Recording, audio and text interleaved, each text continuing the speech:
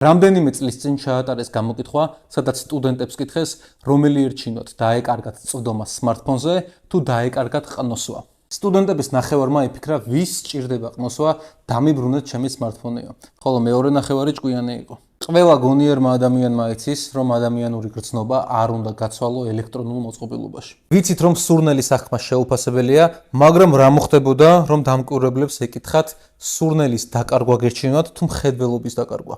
ამ შემთხვევაში პასუხები დრამატულად სხვა იქნებოდა. საინტერესო კი ისაა, რომ შეგვიძლია მათი შედარება ბედნიერების დონის მიხედვით, როგორია ყნოსვის დაკარგვის შემთხვევაში და როგორია მხედველობის გარეშე.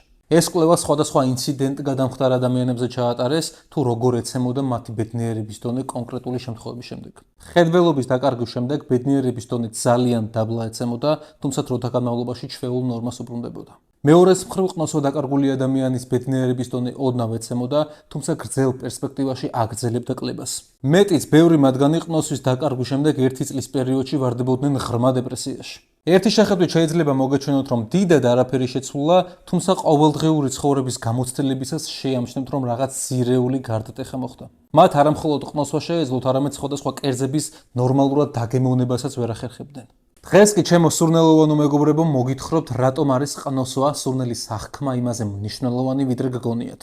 და ვისაუბრებთ იმაზე, თუ რატომ არის და არ უნდა იყოს ეს გრძნობა ასეთი დაუფასებელი. მოწონების შემთხვევაში აუცილებლად დაალაიქეთ ვიდეო და არხის გამოწერას არ დაგავიწყდეთ. მაინც რატომ არის დაუფასებელი ყნოსვა? პასუხი არის ძალიან მარტივი. დანარჩენ 4 გრძნობაზე თანამედროვეობა სრულად არის ინტეგრირებული. სმენაზე ზრუნავს AirPod-ები, მუსიკა, უამრავი მოწყობილობა. გემოს შემთხვევაში გვაქვს უამრავი კერძი, რომელიც ძალიან გვიყვარს, კულინარია, უამრავი წიგნი, გადაცემები. მხედველობაზე ყველა დაარუსაუბრებ, რადგან ყველაზე მეტად ინტეგრირებული თანამედროვეობა სწორედ ამ გრძნობაზეა. შეხებას რაც შეეხება, ერთ-ერთი საკვანძო დეტალი არის ზოგადად სოციალურ ურთიერთობებში, რომ დავაკვირდეთ, ყნოსვაც გაიგივებული არის გემოსთან, საჭმელთან თუ როგორ არიან ეს ორი გრძნობა ერთმანეთთან გადაჯაჭვულები. და დამოუკიდებლად ყნოსვას, იმიტომ მოგხსენებთ ნაკლებ ყურადღებას, რომ ყოველ წამს ვიყენებთ ძილის დროსაც კი და ეს არის ამ მხრივ ერთადერთი გრძნობა. ყნოსვა ანუ ოლფაქცია ყველაზე უშუალო და პრიმიტიული გრძნობა, რომელიც პირდაპირ არის დაკავშირებული ტვინის ემოციურ და მეხსიერებით ცენტრებთან. სხვა გრძნობებისგან განსხვავებით, ყნოსვა არ გადის თალამუსზე, რომელიც ტვინის სენსორული სიგნალების ფილტრია. სწორედ ამიტომ სუნი ხშირად იწვევს მყისიერ, ემოციურ და მეხსიერებით რეაქციებს. ახლა ვისაუბროთ, როგორ მუშაობს ყნოსვა ტვინში. ყნოსვითი რეცეპტორებით ცხვირის ღრუში განლაგებული ნერვული უჯრედები აფიქსირებენ ჰაერში მყოფ მოლეკულებს. ყოველი სურნელი უნიკალური კომბინაციაა ათასობით რეცეპტორის აქტივაციის. ყნოსვითი ბულბუსი ეს ტვინის წინა ნაწილის სტრუქტურაა, რომელიც იღებს სიგნალს ცხვირიდან და გადასცემს სხვა უფრო ღრმა უბნებს. ყნოსვითი ინფორმაცია პირდაპირ მიდის ამიგდალაში, რომელიც არის ემოციების ცენტრი, ჰიპოკამპუსში, რომელიც არის მეხსიერების ფორმირებაზე პასუხისმგებელი. ასევე მიდის პირიფორმულ ქერქში, რომელიც ყნოსვას ამუშავებს. მიდის ასევე ორბიფრონტალურ ქერქში. ეს არის ტვინის წინა ნაწილი, რომელიც აიდენტიფიცირებს და ინტერპრეტაციას უკეთებს სურნელს. თუ როგორია ეს არომატი, სასიამოვნო, არასასიამოვნო, რასთან ასოცირდება და ასე შემდეგ. რატომ არის ყნოსვა ემოციურად ძლიერი? ემოცია და მეხსიერება პირდაპირ კავშირშია სურნელთან. მაგალითად, ბავშვობის არომატები შეიძლება ერთმა არომატმა წამიერად დაგაბრუნოს უკან. ეს იმიტომ ხდება, რომ ყნოსვა ჰიპოკამპუსისა და ამიგდალას მეშვეობით პირდაპირ უკავშირდება ჩვენ მეხსიერებას. და მეტიც, ერთ სურნელს შეუძლია შენი მთლიანი ცხოვრების შეცვლა. შეუძლია გააცოცხლოს გადამალული ტრამვა ან ბედნიერება, რომელიც ფუნდამენტურად ცვლის კავშირს ადამიანებთან, საკუთარ თავთან და ზოგადად შენ შეხედულებებსაც. მაგალითად, სურნელი, რომელიც ჩვენთვის დედასთან ასოცირდება, შეიძლება შენი ემოციური წყარო გახდეს მთელი ცხოვრება. სურნელი მოქმედებს იმაზე, როგორ აღვიქვამ სხვებს და როგორ აღგვიქვამენ სხვები. ადამიანი, რომელიც პოულობს სურნელს, რომელიც ზუსტად ის არის, შეიძლება იგრძნოს, რომ იდენტობა იპოვა. იგივე სურნელმა შეიძლება ადამიანს უბიძგოს ახალი როლისკენ, გახდეს უფრო თავდაჯერებული, მაცდუნებელი, ძლიერი. მაგალითად, ადამიანი იპოვის თავის სურნელს, რომელიც გამოხატავს საკუთარ თავს, მის შიდა მეს და შემდეგ ეს ადამიანი აღარ ისხამს სუნამოს, იმიტომ რომ სხვებმა უთხრან კომპლიმენტები. სუნამოს ასევე შეუძლია შთააგონოს ადამიანი, დააწერინოს რამე სიმღერა, შეაქმნევინოს რამე ღირებული, დაწეროს წიგნი. ყნოსვა ერთადერთი გრძნობა, რომელსაც შეუძლია ერთ წამში აამუშავოს გრძნობები, რომელთაც სიტყვებით ვერ გადმოსცემ. ანუ გამოდის, რომ ერთ სურნელს შეუძლია დაგანახოს ვინ ხარ, ან ვინ უნდა იყო. ეს შეიძლება იყოს იმპულსი სიყვარულისთვის, შერიგებისთვის, ცვლილებებისთვის, სიმშვიდესთვის, თავდაჯერებისთვის. ამიტომ პარფიუმერია არის ხელოვნება და არა უბრალოდ ყნოსვის ან მოდის ნაწილი. ყნოსვა არის ასევე ყველაზე რთულად აღსაწერი გზნობა, რადგან უბრალოდ არავინ გვასწავლის მას. თუ გონიათ, რომ ჩინური, იაპონური, გერმანული ძალიან რთული ენები არის, მაშინ აზრზე არ ხართ, რამდენად რთული არის ორი ადამიანის სურნელოვანი აღქმები ერთმანეთს დაამთხვიოთ. ნებისმიერი სურნელი და აღქმა არის უნიკალური. ციტრუსის აღწერის დროს ორმა ადამიანმა შეიძლება საერთოდ სხვადასხვანაირად აღწეროს იგი. ამიტომ არის სუნამოების კონტენტში ყველაფერი სუბიექტური. ადამიანურ ენაში გაცილებით მეტი სიტყვა არის მხედველობის, სურნელის, შეხების, გემოს აღსაწერად, ვიდრე ყნოსვის შემთხვევაშია. სურნელებს ზოგადად ასოციაციურად ავხსერთ.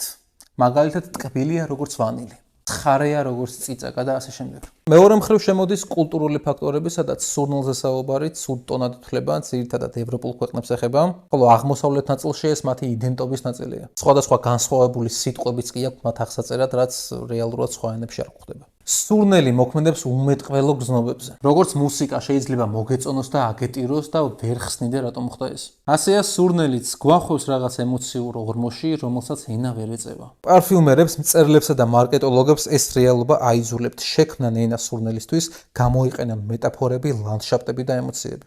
სუნი არის წინასიტყვიერი გამოცდილება, ხოლო ენას არ ჰქონდა დრო, რომ ევოლუციურად დაწეოდა მას. ამიტომ, როდესაც სიტყვები არ ყოფნის, ვიწყებთ იგივეს კეთებას, რასაც აკეთებს პოეზია, მუსიკა და პარფიუმერია. უახლოვდებით უხილავს მეტაფორებით. ყნოსვა იყო პირველი გზნობა, რომელიც განვითარდა ცოცხალ არსებებში. ამ მტკიცებას აქვს ძლიერი საფუძველი როგორც ევოლუციურ, ასევე ნეიროლოგიურ და ემბრიოლოგიურ დონეზე. ევოლუციურ დონეს რაც შეეხება, დედამიწის უძველეს არსებებს, ბაქტერიებს, ჭიებს, თევზებს არ ჰქონდათ არც მხედველობა, არც სმენა, არც ტაქტილური შეგრძნებები, ისეთი ფორმით, როგორც დღეს გვაქვს. ისინი სამყაროს აღექვამდნენ ქიმიური სიგნალებით, ანუ აფიქსირებდნენ ნივთიერებებს მათ გარშემო. ეს იყო ყნოსვის ყველაზე მარტივი ფორმა. სუნი იყო პირველი გზა, რომლითაც სიცოცხლე გარემოსთან ურთიერთობდა. ჯერ სუნი, შემდეგ თვალები, ყურები და ენა. ემბრიოლოგიურ დონეზე სიცოცხლის დასაწყისში სურნელი პირველია. ჩვილის ტვინში ყნოსვითი სისტემა ერთ-ერთი პირველია, რომელიც ყალიბდება. ჯერ კიდევ მუცლად ყოფნისას ნაყოფი ყნოსვით ამოიცნობს დედის სურნელს ამნიონური სითხის საშუალებით. დაბადების შემდეგ ბავშვი სურნელით პოულობს მკერდს და რძეს, რაც შეეხება კულტურულ და პოეტურ ასპექტებს. ძველ კულტურაში სურნელი იდენტიფიცირდებოდა სულიერებასთან და ღმერთებთან. სიტყვა პარფიუმით სწორედ აქედან მოდის. პარფიუმ სიტყვით ნიშნავს ბოლის გავლით. როდესაც ადამიანებმა გადაწყვეტეს, რომ სხველ შეწირვები არც თუ ისე ცივილური მეთოდი არის, ამ რიტუალებისთვის გადაწყვეტეს გამოიყენებინან ბალზამური ნივთიერებები, რომლებსაც სურნელი ჰქონდათ და სჯეროდათ, რომ ამ სურნელოვანი კვამლის საშუალებით უკავშირდებოდნენ ღვთაებრივ ძალებს. დასკვნა არის ის, რომ ყნოსვა არის პირველი გზნობა, როგორც ბუნებრივად, ასევე ადამიანურად. იმდენად ძველი გზნობაა, რომ სიტყვებმაც ვერ მოასწრეს მისთვის ენის გამოგონება. ამიტომ, როდესაც სურნელზე ვსაუბრობთ, სიტყვებს აღარ უნდა დავეყრდნოთ, ძირითადად ეყრდნობიან ემოციებს, ინტერპრეტაციას, პოეზიას. და ბოლოს, დღევანდელ ეპოქაში გვაქვს უამრავი სხვადასხვა ტიპის არომატი, სუნამო, რომელსაც შეუძლია მოგვაროთ სხვადასხვა გზნობები, მოგანიჭოთ დიდი სიამოვნება. სუნამოს ტარებით აპრიორი გამორჩეული ხარ, რადგან 10-დან 3 ან 4 ადამიანი თუ ატარებს სუნამოს. ფეიკები არ ითვლება.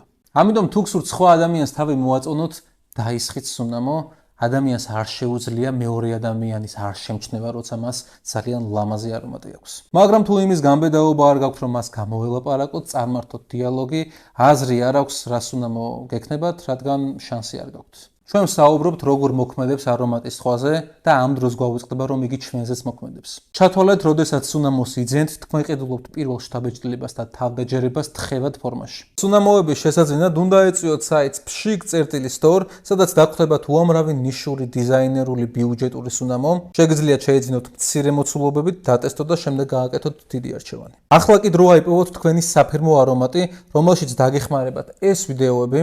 თუ მოგეწონათ ვიდეო, აუცილებლად დაალაიქეთ, არხის გამოწერას არ დაგაუწყდეთ, მომავალ შეხვედრამდე.